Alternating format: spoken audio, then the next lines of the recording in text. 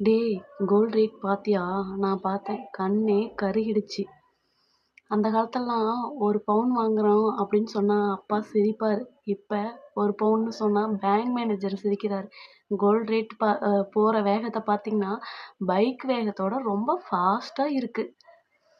நகைக்கடைக்கு போனா சேல்ஸ்மேன் கேட்குறாங்க, எத்தனை பவுன்னு? நான் சொல்றேன், ஃபோட்டோ ஃப்ரேம் சைஸ்ல சின்ன அளவுல இருந்தா போதும் அப்படிங்கிற மாரி இருக்கு இப்ப நகையோட ரேட்டு.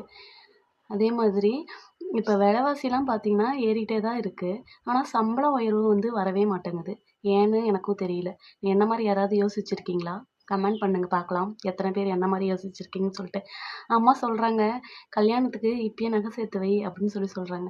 நகை விலை முதல்ல ஏறுறது குறையட்டும். அதுக்கப்புறம் வாங்குறத பத்தி யோசிக்கலாம்னு நான் சொல்லி வச்சிருக்கேன்.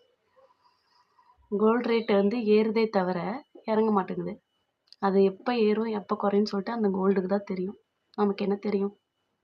இந்த வீடியோ உங்களுக்கு பிடிச்சிருந்தா கமெண்ட்ல கமெண்ட் பண்ணுங்க.